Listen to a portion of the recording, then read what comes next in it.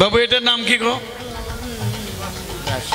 বলেন, জোরে বলেন।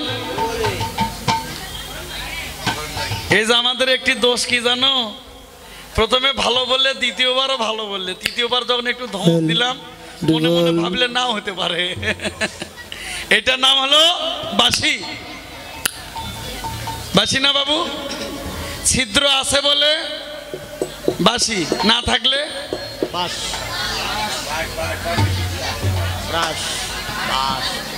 আসতে মা মাসি মাসি মা বউ বসো, মা বসে বসো, মা কথা বলো না গো। এখানে অন্য অন্য কীর্তনিয়া 10টা 5টা লালন গীতি গায়ে যায়, যায় না বাবা? আমি কিন্তু এখনো অন্যদিকে যাইনি, পৃথিবীর বুকে যতদিন বেঁচে আছি যাবো না। এটি একটি বাঁশি, ছিদ্র আছে বলে বাঁশি, না থাকলে বাঁশ। এই বাংলাদেশের বুকে কেউ কেউ বাঁশ দিচ্ছে, নিচ্ছে না। আর আমরা ভগবান শ্রীকৃষ্ণের নিকটে প্রতিদিন বাঁশ চাচ্ছি, পাচ্ছি না। কারা কারা ভগবানের নিকটে বাঁশ চান একটু হাত উঠান তো। চান না? যদি আবার চান, এই যে যারা ভগবানকে ভালোবাসে নিশি প্রভাতকালে স্নান করে, আরো একজনকে স্নান করায় যার নাম তুলসী। তুলসীকে স্নান করে, তুলসী শিওরে বসে কি বলে? তুলসী কৃষ্ণ প্রিয়সী নম নম। তুমি কৃষ্ণের প্রিয়সী বলে তাই তো তোমায় ভালোবাসি। কেন বাসি? তুমি কৃষ্ণকে ভালোবাসো, কৃষ্ণ তোমাকে ভালোবাসে। আর আমি যদি তুলসীকে ভালোবাসি আমিও গোবিন্দকে পাবোই পাবো। হরিবল হরিবল। এ মা ভাগবতে প্রমাণ করে বলল, আচ্ছা বাংলাদেশে তো ভগবানের অভাব নেই, তারপরও বাবু ইউটিউব চ্যানেল চালাচ্ছে। আস্তে মা বলেন তো আপনাদের ভগবান কি কৃষ্ণ? কেননা বাংলাদেশে তো ভগবানের অভাব নেই। কার কার ভগবান কৃষ্ণ তারা একটু হাত উঠান তো। কৃষ্ণ ভগবান না? প্রভু আপনার ভগবান কৃষ্ণ? আমি বলছি আপনার ভগবান যদি কৃষ্ণ হয়ে থাকে তাহলে একটু হাত উঠান। কেননা তৈলঙ্গ বামা খেবা অরবিন্দ জগৎগুরু জগৎবন্ধু বাংলাদেশের বর্তমান ভগবান লোকনাথ, তারও তো কিছু ভক্ত আছে। তো তোমার ভগবান যদি কৃষ্ণ হয়ে থাকে তাহলে সেই কৃষ্ণকে পেতে হলে তোমার কৃষ্ণ ভক্ত সাজিতে হবে। ভক্ত সাজবে না ভগবান কৃষ্ণকে পাবে না। ভক্ত সাজিতে হলে কেন? বেশ না থাকিলে কোনোদিন দেশে যাওয়া সম্ভব না। ভগবান কৃষ্ণ যদি তোমার হয়ে থাকে তাহলে তুমি আগে কৃষ্ণ ভক্ত হও। কৃষ্ণ ভক্ত হইতে গেলে কৃষ্ণের বেশ সাজিতে হবে। কারা? যার গলে আছে শুদ্ধ তুলসীর মালা, হাতে রয়েছে জপের মালা, ললাটে তিলক কাটা, যেজন সদা সর্বদা বলে হরি হরি, দুটি নয়ন জলে ভাসি, সর্বঙ্গে যাদের ব্রজের ধুলি মাখা। এই মানুষগুলো আমার ভগবানের দেশের মানুষ। ভাগবতে প্রমাণ করে বলল যে মায়ের গলে তুলসীর মাল্য নেই, ওই মায়ের হস্তের 1 গ্লাস জল সেবা করা 20টা সমতুল্য মূত্র ভক্ষণ করানো হয়। শুধু তাই নয়, ওই মা যতবার তার নিজ পতিকে সেবা দিবে ততবার ওই পতির আয়ুবেলা কমে যাবে। তাই ভাগবতে প্রমাণ করে বলল তোমাদের গলে যদি শুদ্ধ তুলসীর মাল্য থাকে তোমাদের ভগবান শ্রীকৃষ্ণ। প্রমাণ, এই যে রাস্তায় কুকুর থাকে না, থাকে না বাবু? কুকুর যদি ঘেউ ঘেউ করে দাঁড়িয়ে আসে, মা কথা বলো না মা, ও হ্যালো মা রাখো। এটার নাম কি গো বাবু বলেন? এর নাম কি? Hello phone. এর নাম হলো হ্যালো। এর নাম হ্যালো। যে মা এখনো যে মায়েরা কুমারী মা আছো, ওই মায়ের চরণে আমি কোটি কোটি প্রণাম করি। যে বাবারা এখনো অবিবাহিত আছো, কুমার যারা বিবাহ করনি, তোমাদের চরণে আমি কোটি কোটি প্রণাম করি। এই যে বলে না হ্যালো, কোথায়? ওই যে জয়দেবপুর রেল গুমটির মাঝখানে, ওখানে তুমি এসো। এইভাবে হ্যালো আর গেল। যদি একটি ছেলে একটি মেয়েকে নিয়ে যায়, কিংবা একটি মেয়ে যদি একটি ছেলেকে নিয়ে যায়, তোমাদের এহকালও নেই, পরকালও নেই, স্বর্গও পাবে না, তোমাদের নরকেও কোনোদিন ঠাঁই হবে না। তোমাদের চরণে আমি কোটি কোটি প্রণাম করি গো মা। শ্রীকৃষ্ণ অর্জুনকে বলেছিল, হে অর্জুন, স্বধর্ম নিধনং শ্রেয় পরধর্ম ভয়াবহ। আমি কৃষ্ণ তোমাদেরকে কথা দিচ্ছি, তোমার ধর্ম করিতে করিতে যদি তুমি নিধন হয়ে যাও, তবু একদিন না একদিন তুমি কৃষ্ণকে দর্শন পাবেই পাবে। তোমার ধর্ম করিতে করিতে যদি তুমি ধ্বংস হয়ে যাও, তবু তুমি একদিন না একদিন তুমি স্বর্গ সুখ পাবেই পাবে। তাই মায়েদের চরণে, বাবাদের চরণে আমি কোটি কোটি প্রণাম করি। তোমাদের পিতা মাতার উপরে ভরসা রাখো, নিজ ধর্ম যেন ত্যাগ করো না।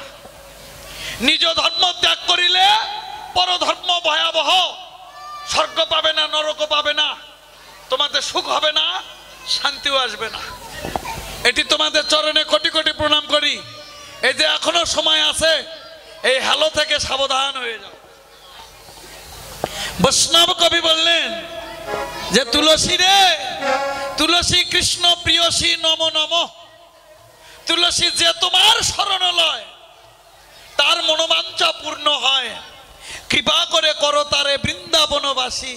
তাহলে তুলসী যে তোমার শরণ নিল, তার মনোবাঞ্ছা পূর্ণ হলো। আমার গতি কি?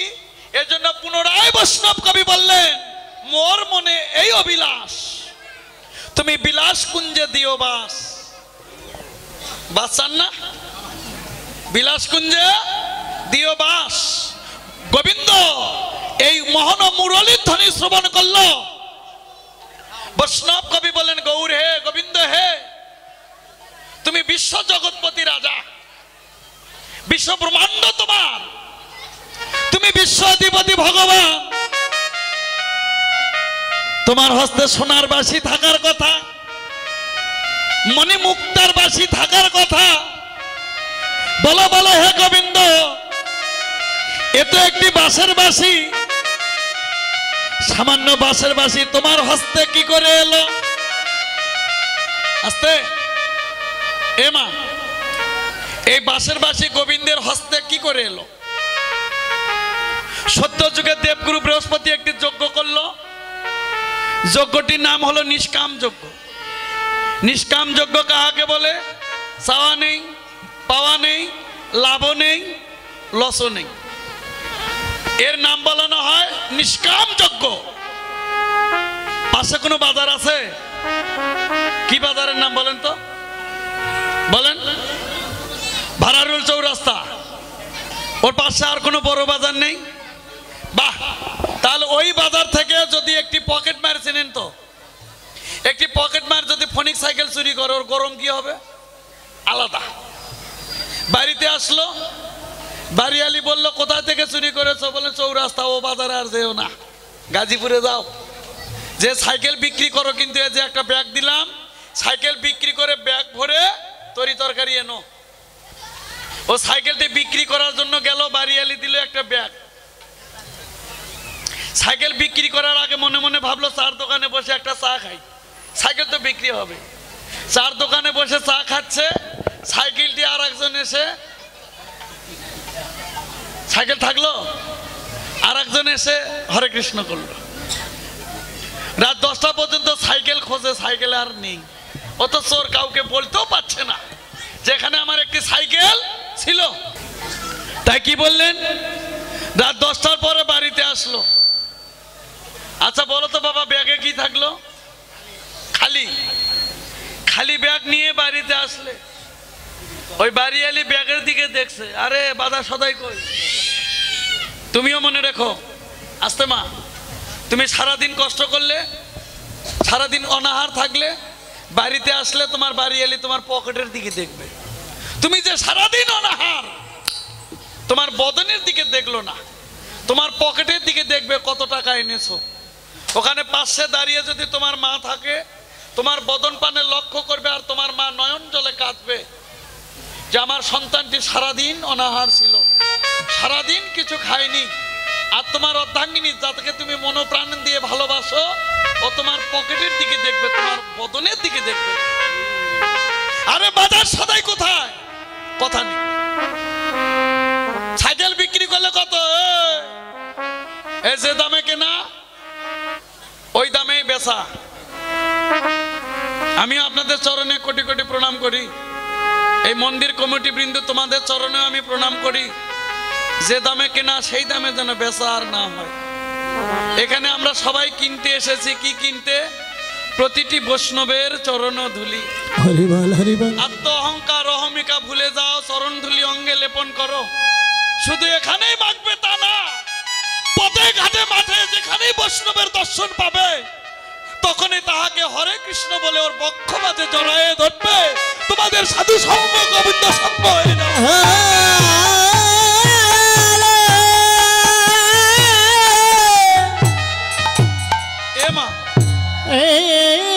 এই দেবগুরু বৃহস্পতি একটি যজ্ঞ করল। যজ্ঞটির নাম নিষ্কাম যজ্ঞ। চাওয়া নেই, পাওয়া নেই, লাভ নেই, লস নেই। তবু ওই হোমানলের ভিতর হইতে একটি বাঁশ বের হয়ে আসলো।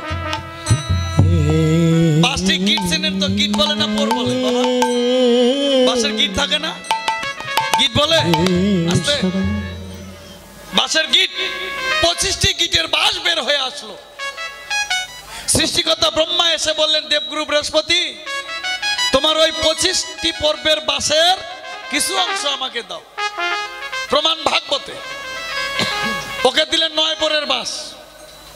সৃষ্টিকর্তা ব্রহ্মা একটি সারিন্দা নির্মাণ করল। মা সরস্বতীর হস্তে জন্মের মতো সঁপে দিল। কিন্তু সারিন্দা কোনো নামে বাজে না, শুধু কৃষ্ণ কৃষ্ণ বলেই বাজে। এজন্য মা সরস্বতীর হস্তে জন্মের মতো সঁপে দিল। সৃষ্টিকর্তা ব্রহ্মা গোবিন্দের চরণে পড়ে বলেন, গোবিন্দ চাই না তোমার ব্রহ্মত্ব জন্ম। এ জন্ম আমার আত্ম অহংকারের জন্ম। আছে না অনেক ব্রাহ্মণ? এখানেও যদি থাকে কোনো দুঃখ নেই। আমি আপনাদের চরণে কোটি কোটি প্রণাম করি। যে ব্রাহ্মণকে ভক্তি দিলে ও কোনোদিন তোমাকে ভক্তি দিবে না, ওই ব্রাহ্মণের চরণে যেন ভুল করেও প্রণাম করো না। ওর চরণে প্রণাম করলে আমার কৃষ্ণকে অপমান করানো হবে। তাই বলে ব্রাহ্মণ জাতিকে নিন্দা করো কখনো না। কেন? এই পৃথিবীর বুকে আমার গৌরাঙ্গ মহাপ্রভু ব্রাহ্মণ ছিল। ব্রাহ্মণকে অপমান করলে আমার কৃষ্ণকে অপমান করানো হবে। তুমি সেই ব্রাহ্মণের চরণে প্রণাম করো যে ব্রাহ্মণ সাত্বিক আহার করে, যে ব্রাহ্মণের গলে তুলসীর মাল্য আছে, যে ব্রাহ্মণ ভগবানের নিবেদিত প্রসাদ সেবা করে। ওই ব্রাহ্মণের সঙ্গে সঙ্গ করো, তুমি কৃষ্ণকে পাবেই পাবে। হরি বল। আছে না অনেক ব্রাহ্মণ? তুমি যদি ভক্তি দিতে যাও, ওই ব্রাহ্মণ কি করে জানো? ও তো কৃষ্ণ ভজন করে না। ও মনে মনে ভাবে আমি উচ্চ জাতি, আমি একজন ব্রাহ্মণ, তুই চরণে প্রণাম করে যা। বলে না? ও কি প্রণাম করে? ও প্রণাম করে? করে না। ওই আত্ম অহংকারীর চরণে যেন কেউ প্রণাম করো না। এ মা আস্তে। কেন?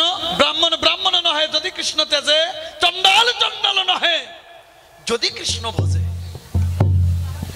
এখানে অনেকে প্রশ্ন করে, বাবা এই যে আমি মাছ মাংস পেঁয়াজ রসুন খাই গো, আমি কি গোবিন্দের নাম করতে পারবো না? আমি মাছ মাংস পেঁয়াজ রসুন খাই, আমি কি গোবিন্দের চরণে ফুল পুষ্প দিতে পারবো না? আচ্ছা বলো তো, যে মানুষগুলো মাছ মাংস খায় না, একে যদি ওই প্রশ্ন করো, ও কি বলবে? কি বলবে বাবু? ও না করবে। আমি আপনাদের চরণে কোটি কোটি প্রণাম করি। মাছ খাও, মাংস খাও, পেঁয়াজ খাও, রসুন খাও, যা পাবে খাও। কার সামনে বলছে? যে ইউটিউব চ্যানেলের সামনে। মাছ খাও, মাংস খাও, পেঁয়াজ খাও, রসুন খাও, যাই খাবে খাও, কিন্তু সৎগুরুর চরণে আশ্রয় নাও আর মধুমাখা কৃষ্ণ নাম করো। করলে কি হবে? গুরুর চরণে আশ্রয় নিলে গুরুর চরণের কৃপা হবেই হবে। আর কৃষ্ণ নাম করলে নামের ক্রিয়া হবে। এই গুরুর চরণের কৃপা আর গোবিন্দের ক্রিয়া, এই কৃপা গুরু আর গোবিন্দ দুটি যেদিন একত্রিত করে তোমাকেও ধরার মতো ধরবে, ওই দিন তুমিও মাছ মাংস পেঁয়াজ রসুন ছেড়ে এ দেহ সাত্বিক আহারে পরিণত করে এ দেহ গোবিন্দ সেবায় বিলীন করে দেবে।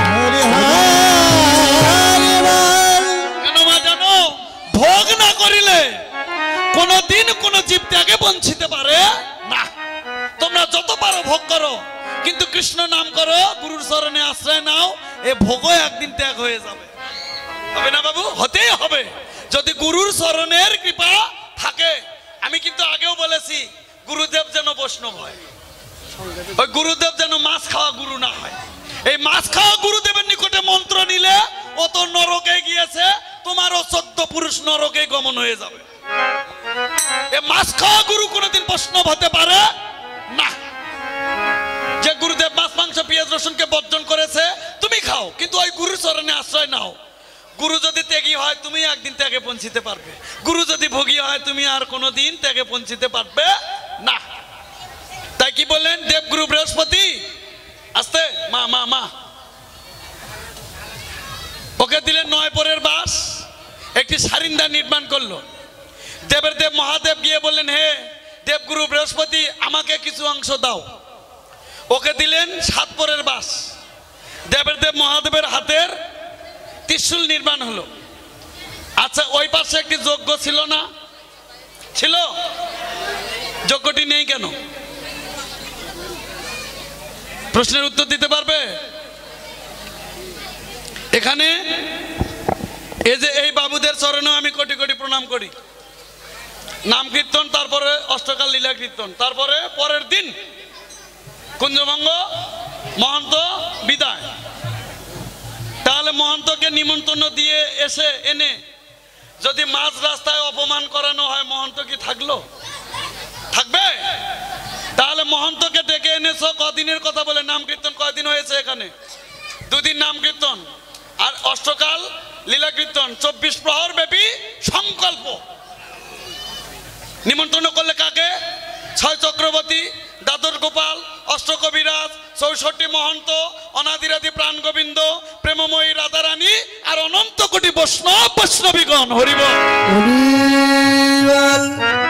তাহলে তোমার যজ্ঞই শেষ হলো না, মহন্ত বিদায় হলো না, ওই পাশে যজ্ঞ আগুন দিয়ে নিভায়ে চলে গেছে, যায়নি? তাহলে তুমি মহন্তকে, কোন মহন্তকে বিদায় দিলে? মহন্ত তোমার বাড়িতে আছে। তাহলে ওখানে কি টানলো? এ বাবু, ওখানে কি টানছে বলেন? কি টানছে? হ্যাঁ বাবা, করবো তো অবশ্যই, বলেন। না, আমি তো নাম যজ্ঞের সাথে সংকল্প করিনি। আমি সংকল্প করেছি 16 প্রহর নাম, অষ্টপ্রহর লীলা কীর্তন, এই 24 প্রহর সংকল্প। নাকি আলাদা? এই 24 প্রহরের জন্য গোবিন্দকে নিমন্ত্রণ করে এনেছি। তারপর 24 প্রহর সংকল্প শেষ, পরের দিন দধি মঙ্গল, মহন্ত বিদায়, তারপর চলে যাবে। তাহলে মহন্তকে বিদায় না দিয়ে যজ্ঞ কি করে শেষ হলো? আচ্ছা বাবা, ওখানে কি টানলো? কি টানে? গাঁজা। কারা কারা গাঁজা খান? একটু হাত উঠান তো। গাঁজা খায় না? যে খায় সিদ্ধি তার বারে বুদ্ধি, যে খায় গাঁজা তার শরীর হয় তাজা। তাহলে কারা কারা গাঁজা খান? একটু হাত উঠান তো। খায় না? খায় না? আচ্ছা তোমরা বলো বাবু, তোমাদের মহাদেব কি গাঁজা খায়? খায়? তুমি খাও, ওখানে বসো, তুমি ওখানে বসো আস্তে। মহাদেব কি গাঁজা খায়? খায়? মহাদেব কোনদিন গাঁজা খায় না। কেন? পৃথিবীর মধ্যে একজন শুদ্ধ কৃষ্ণ ভক্ত যার নাম দেবের দেব মহাদেব। আমাদের দেবতা কতগুলা? 33। বলেন 33 কোটি না, আমাদের দেবতা মাত্র 33 প্রকার, অর্থাৎ 33 জন। এই প্রকার জন ভাষাকে বাংলাতে কোটি বলানো হয়, এর জন্য বাংলাতে বলে 33 কোটি। মানে কোটি, কয়টি মানে কয়জন? আমাদের দেবতা হলো 33 জন। আস্তে। দেবের দেব মহাদেব কোনোদিন গাঁজা খায় না। তাহলে যে মানুষটি গাঁজা খায় না দেয় কেন? প্রশ্ন জাগে না বাবু? যে মানুষটি গাঁজা খায় না ওকে গাঁজা দেয় কেন? এই যে দেবের দেব মহাদেবের ঘাড়ে একটি সর্প ছিল। আস্তে মা। দেবের দেব মহাদেবের ঘাড়ে একটি সর্প ছিল। দেবের দেব মহাদেব বলেন, তুই আমার সন্তান, আমি তোর পিতা। আমি যতবার জিহ্বা বের করে দিব তুই আমার জিহ্বাতে দংশন করবি। বলেন, পিতা আমি যদি বারবার তোমার জিহ্বাতে দংশন করি, আমি যতবার দংশন করব ততবার বিষ প্রয়োগ হবে। আমি না করলেও বিষ যাবে, তুমি যে মরে যাবে। বলেন আমার নাম মৃত্যুঞ্জয়, আমার নাম নীলকণ্ঠ কৃষ্ণ। অনেকে বলে আমি তো বাবার প্রসাদ খাচ্ছি। তো তুমি তোমার বাবার প্রসাদ খাচ্ছ, তোমার বাবা যে বিষ খেলো, তুমি একটু বিষ খাও তো, তাহলে বুঝবো তুমি সুপুত্র। যে বাবাকে ভালোবাসো, বাবা বিষ খেলো, তুমি বিষ খেলে না, তুমি তো কোনোদিন বাবার সন্তান হতে পারবে না। তুমি যদি তোমার বাবাকে ভালোবাসো, তাহলে তোমার বাবা যে বিষ খেলো, যেদিন ক্ষীরোদ সাগর হইতে বিষ উৎপন্ন হয়েছিল, ওর নাম ছিল হলাহল। এই বিষ বলেছিল দেবের দেব মহাদেব, আমি তোমার উদরে প্রবেশ করব। মহাদেব বলেছিল তুই যত বড় বিষ হইস না কেন, আমি তোকে কণ্টা হইতে ভিতরে নামতেই দিব না। ওই দিন শিব পুরাণে প্রমাণ করে বললে, ওই দিন হইতে দেবের দেব মহাদেবের নাম নতুন করে নাম হলো নীলকণ্ঠ কৃষ্ণ। এমা এ দেবের দেব মহাদেব এই যে বিষ খেয়েছিল, কোনো ডাক্তার ছিল না, কোনো কবিরাজ ছিল না, কোনো ঔষধও ছিল না। কি খেয়ে ভালো হলো? কি খেয়ে বাবু, দাদু কি খেয়ে গো? বলেন বলেন না, আপনি বলেন। দাদু জানা আছে? বলো তো মা, দেবের দেব মহাদেব বিষ খেলো, ভালো হলো কি করে? এখনকার দিনে কেউ যদি বিষ খায় হাসপাতাল পর্যন্ত যাবে না। আর যদি 16, 17, 18, 19 খায়, হাসপাতালে যাবে, ডুস করলে ভালো হবে, জীবনে আর বিষের দিকে দেখবে না। দেবের দেব মহাদেব বিষ খেলো, ডাক্তার ছিল না, কবিরাজ ছিল না, এমনি এমনি ভালো হলো না। আমার এই দাদা আমার অনেক কীর্তন সেরেছে বাবা। আমার এই কীর্তন মিডিয়া 10 লেখলে বহু কীর্তন, আমার কীর্তন, অন্যান্য কীর্তনে কীর্তন, বাউল গান, কবি গান, শব্দ গান, লীলা কীর্তন, নাম কীর্তন, অনেক কিছু পাবেন। আপনার এই চ্যানেলটা সাবস্ক্রাইব করবেন, এটা আমার অনুরোধ। এই যে কীর্তন মিডিয়া দাদা খুব ভালো দাদা আছে, সবাই চলে গেলে এটা যাবেন, এটা থাকবি, খুব ভালো। এনার চ্যানেলে ভালো ভালো কীর্তন আছে, কীর্তন মিডিয়া 10 লিখবেন, অনেক কীর্তন আসবে, আপনারা শুনবেন। আমাদের অনেক কীর্তন ছাড়া আছে।